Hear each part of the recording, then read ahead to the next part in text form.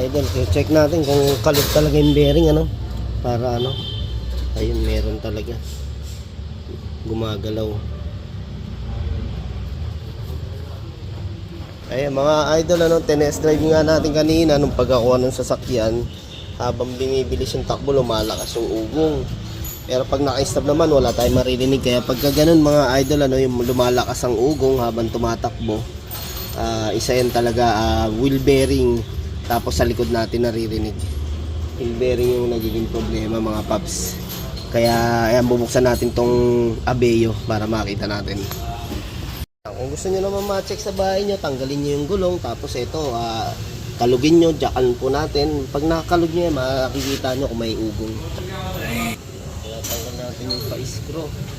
Kabilaan po yan, may Phillips screw po na kailangan tayong tanggalin sa brake drum.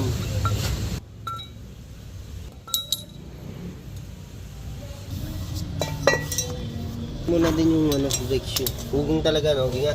Ayun, lakas. Okay. Saba. Para yun.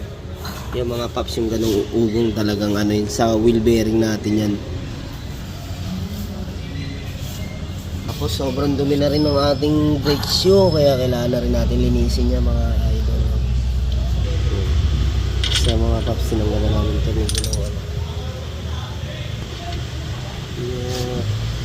Ayun mga paps, ating ABS na isa sa kailangan ingatan.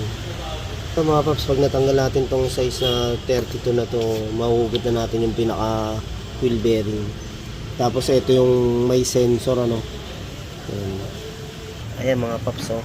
Pag iniikot natin talagang maganit na siya, kaya kahit lagyan natin ng grasa to o kung ano man penetrating, babalik pa rin sa ganitong ano.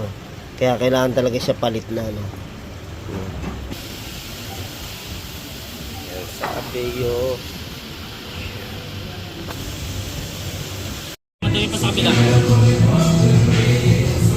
Ha? Isa mo pa rin, ha?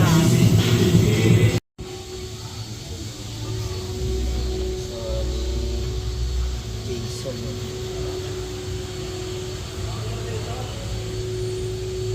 Okay mga paps, nakabili na tayo ng bearing ng Abeo 2008 model yan. Bearing natin sa likod ito. Okay, dalawa po yun parehas sa umugong. Bali ito, dadalhin pa natin sa machine siya para ma-press in, press out. Ayan, press out, press in mga paps, no? Hindi pala tayo makakuha basta-basta ng buo na ito. Ayan, bearing lang papalitan natin. Kaya ayan, mga bearing nito nasa 1.5 din po ang isa, no? Sa Olympia tayo bumili, Olympia. Ayan mga idol, pagka naririnig nyo nga na maugong na, ayan, isa natin talagang nagiging problema is yung wheel bearing. Kaya ayan, pagka bumili naman kayo, sabihin nyo lang yung model ng sasakyan, ano po, para sigurado naman yung maibibigay na part sa atin. Okay mga paps, ito yung part number natin ng